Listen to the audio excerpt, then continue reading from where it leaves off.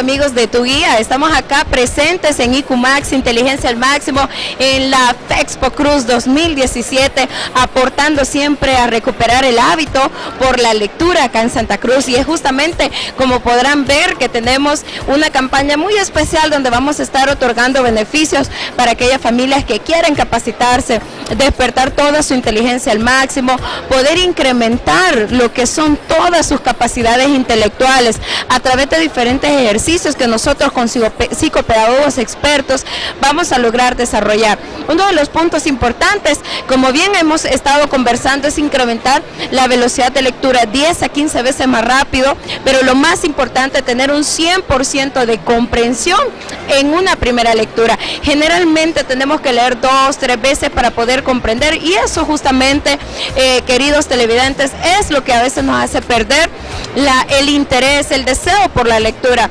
En este entrenamiento se despierta la concentración, la capacidad de poder hablar en público con total seguridad para que expreses todas esas ideas, todo ese conocimiento que tú tienes, que has aprendido, y que no nos dé ese pánico escénico de hablar en público.